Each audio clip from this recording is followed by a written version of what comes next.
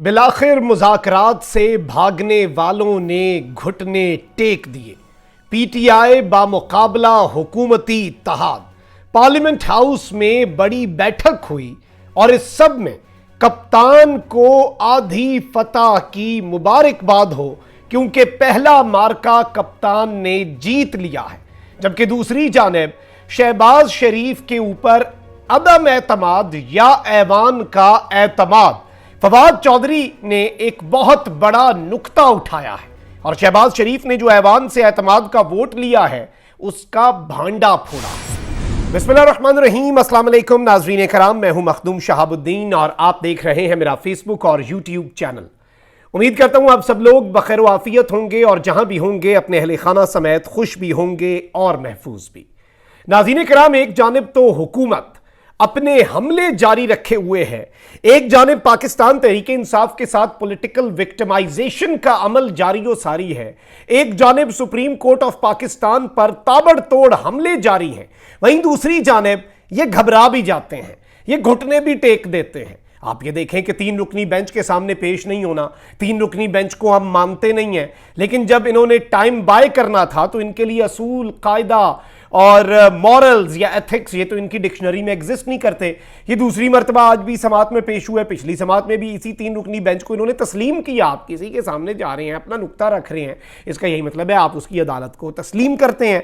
अब आप ये देखें कि मुज़ाकरात के वाले से कितनी इन्होंने स्टेटमेंट्स दी, हर तरह का बयान। मरियम नवाज कहती रहीं कि मुज़ाकरात बिल्कुल नहीं होने चाहिए, मौलाना फजल रहमान साहब कहते रहे बिल्कुल कतन मुज़ाकरात नहीं हमने करने देने।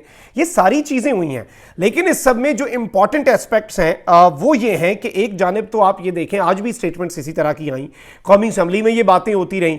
पाकिस्तान मुस्लिम लीग नून के मरकजी रहनुमा और वफाकी वजीर जावेद लतीफ़ ने कहा कि चेयरमैन पाकिस्तान तहरीक इंसाफ को पहले माफ़ी मांगनी होगी, फिर मुज़ाकरात होंगे, और जो पार्लियामेंट को गालियां निकालता था उसको पहले माफ़ी मांगनी पड़ेगी। इन्होंने कहा कि जब साफ़ियों को गोलियों का निशाना बनाया गया, उस पर सुओ मोटो नोटिस लिया गया। नवाज शरीफ को बाहर रखकर अगर कोई इलेक्शन चाहता है तो ये नामुमकिन है, यानी ये इस तरह से इलेक्शन हम नहीं होने देंगे। इन्होंने कहा नवाज शरीफ के केसों पर माफी मांग लें, कल इलेक्शन करा लें।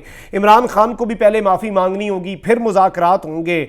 और इस सारे मामले में मैं आपको यह बता दूं कि शहबाज शरीफ जो हैं उन्होंने वैसे आज जो पार्लियामेंट में खिताब किया, उन्होंने कहा कि जी पाकिस्तान तहरीक इंसाफ से मुज़ाकरात तो हो रहे हैं, लेकिन इन मुज़ाकरात का 1 पॉइंट एजेंडा है। और इस सब के अंदर मैं आपको ये बता दूं कि इन्होंने कहा कि ये जो 1 पॉइंट एजेंडा है वो ये होगा कि मुल्क भर में एक ही वक्त में साफ और शफाफ इंतखाबात करवाए जाएं। अब कप्तान ने भी इन्हें ऐसा रगड़ा है, कप्तान ने भी इन्हें ऐसा जकड़ा है कि आप अंदाजा नहीं कर सकते। आप मौलाना फजल रहमान का देख लें, पाकिस्तान डेमोक्रेटिक मूवमेंट पीडीएम के सरबराह मौलाना फजल रहमान ने तहरीक इंसाफ के साथ मुज़ाकरात से इनकार कर दिया और कहा कि उनकी जमात सेनेट में भी पीटीआई से होने वाले मुज़ाकरात में हिस्सा नहीं लेगी। इस्लामाबाद में अपनी प्रेस कॉन्फ्रेंस में मौलाना फजल रहमान ने कहा कि इलेक्शन के लिए मुशावरती अमल सियासी जमातों का नहीं बल्कि इलेक्शन कमीशन का काम है। सुप्रीम कोर्ट सियासी जमातों को मजबूर कर रही थी कि बातचीत करें, सारी सियासी जमातों की जानिब से एक शख्स को राजी करने पर एतराज है। यानी अब वो पहला जो पॉइंट ऑफ आप कह लें कि डिसएग्रीमेंट है वो पीडीएम में भी आ चुका है। उन्होंने कहा कि अदालत मुज़ाकरात का भी कह रही है और साथ ही कह रही है हमारा फैसला अपनी जगह मौजूद है, सुप्रीम कोर्ट पहले अपना हथौड़ा हटाए फिर बात होगी। मतलब सुप्रीम कोर्ट आइन और कानून की पाबंदी का जो हथौड़ा हाथ में पकड़े हुए है, सुप्रीम कोर्ट पहले उसे छोड़े। फजल रहमान ने कहा कि सुप्रीम कोर्ट में आज समाअत पर अदालत का रवैया तब्दील नजर आया। कहा मुज़ाकरात से कोई ताल्लुक नहीं, लेकिन साथ हथौड़ा भी दिखाते हैं कि हमारा फैसला वही है जो दिया है। इन्होंने कहा कि सेनेट में भी हम मुज़ाकरात का हिस्सा नहीं बनेंगे, अपने मौक़िफ़ पर कायम है। मौक़िफ़ दिया कि पीटीआई के मुज़ाकरात के साथ हक़ में नहीं है।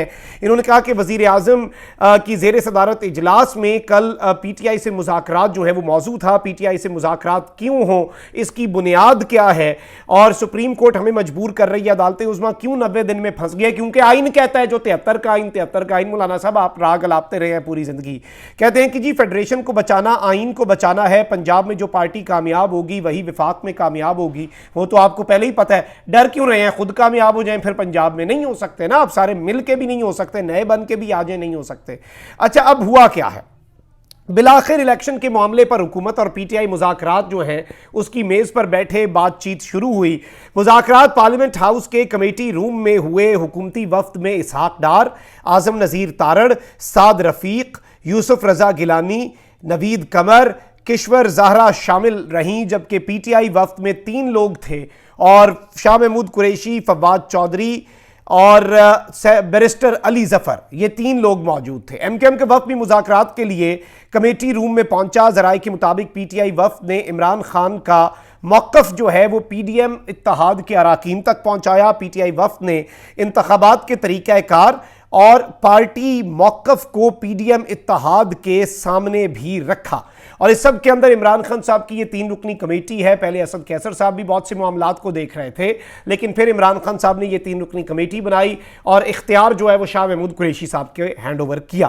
اب تحریک انصاف کی جانب سے جو میرے پاس بھی خبر پہنچی ہے اور بہت سے ہمارے دوستوں نے رپورٹ بھی کی ہے، وہ یہی ہے کہ تحریک انصاف کی طرف سے 3 نکات رکھے گئے ہیں، مذاکرات کے لیے 3 شرائط رکھی گئی ہیں، کپتان نے اپنے پتے عین موقع پر شو کر دیے ہیں۔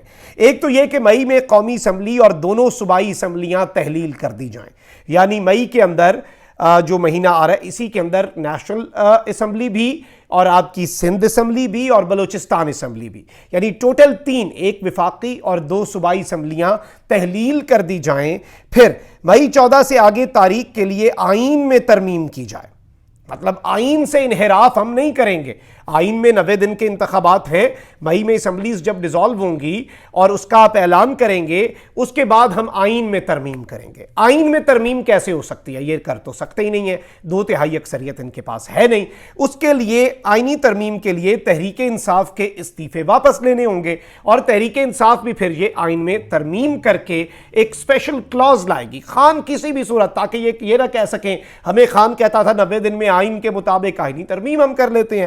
اور اس کے ساتھ ہی ساتھ جولائی میں ملک بھر میں عام انتخابات کروائے جائیں۔ اب یہ ایک ایسا ماسٹر سٹروک ہے، یہ پہلی فتح ہے کپتان کی۔ اچھا، مذاکرات جو ہیں ان کے اندر اور بھی بہت کچھ ہوا، میں مزید چلیں کوشش کروں گا کہ آئندہ آنے والے ولاگز میں بھی ان مذاکرات کی کوئی اندر کی کہانی ہمارے ہاتھ لگ جائے۔ ابھی تک میرے پاس یہی خبر پہنچی کہ یہ 3 چیزیں جو ہیں وہ پاکستان تحریک انصاف جو ہے اس نے سامنے رکھی ہیں، اور مذاکرات جو ہے وہ ختم ہوئے۔ مذاکرات کا پہلا دور مکمل ہوا، کل 3 بجے کا ٹائم دیا گیا ہے، یہیں سینٹ کے کمیٹی روم نمبر 3 غالباً تھا یہ، اس میں دوبارہ مذاکرات ہونے ہیں 3 PM۔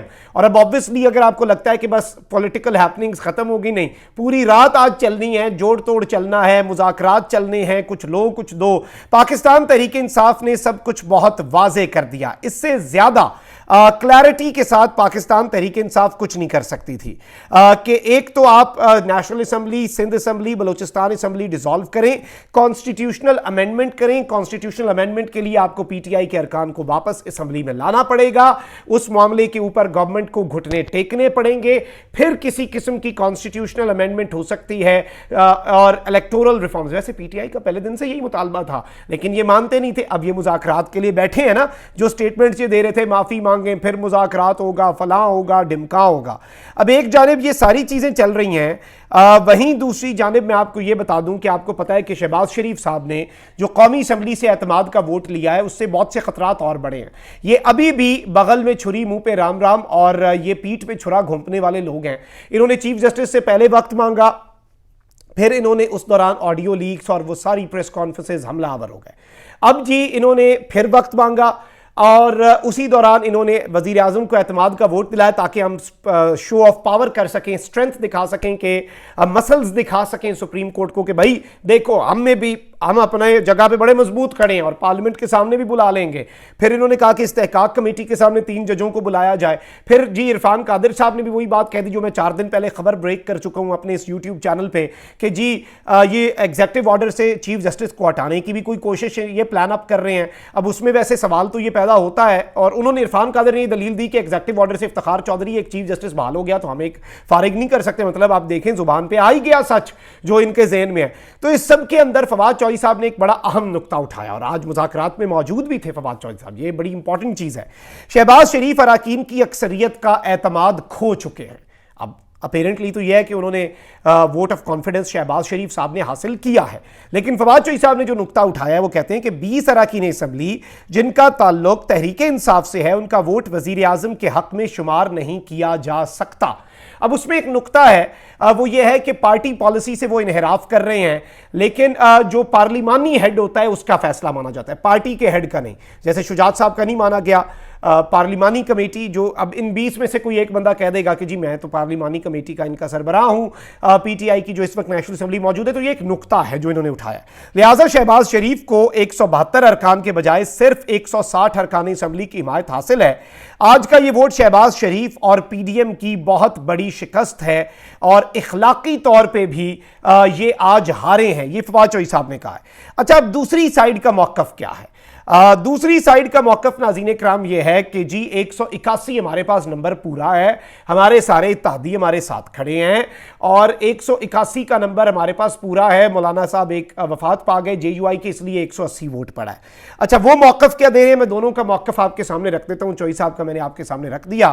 اب جی وہ کہہ رہے ہیں کہ گورنمنٹ سائیڈ پہ پارٹی پوزیشن یہ ہے کہ پاکستان مسلم لیگ نواز کے پاس 85 سیٹیں ہیں، پیپلز پارٹی کے پاس 58، ایم ایم اے کے پاس 13، ایم کے ایم کے پاس 7، باپ کے پاس 5، بلوچستان نیشنل پارٹی کے پاس 4، مسلم لیگ کاف کے پاس 3، عوامی نیشنل پارٹی کے پاس 1، جمہوری وطن پارٹی کے پاس 1، اور 4 انڈیپینڈنٹ کا بھی یہ دعویٰ کر رہے ہیں۔ ان کا دعویٰ یہ ہے کہ 181 سیٹیں ہمارے پاس ہیں، اور یہ اپوزیشن سائیڈ میں کہتے ہیں کہ جی 22 ایم این ایز وہ پی ٹی آئی کے جنہوں نے استعفیٰ نہیں دیا، اس کے علاوہ 3 ایم این ایز جن کا ریزگنیشن نہیں ایکسیپٹ ہوا، 2 ممبر الیکٹ جنہوں نے حلف نہیں اٹھایا، عمران خان صاحب اور محسن لغاری صاحب، اور اس کے ساتھ ہی ساتھ 4 ایم این ایز نے اپنے ریزگنیشن نہیں دیے لیکن وہ سیشن اٹینڈ نہیں کر رہے۔ تو اپوزیشن سائیڈ پہ پی ٹی آئی کے 31، کاف لیگ کے 2، جی ڈی اے کے 3، اور جماعت اسلامی کے جو ہے وہ 1، یعنی 37 ان کا دعویٰ ہے کہ 218 کا ایوان ہے، 124 سیٹیں ویکنٹ ہیں، اور شہباز شریف کے پاس 181 ووٹ اس طرح سے پورا ہوا۔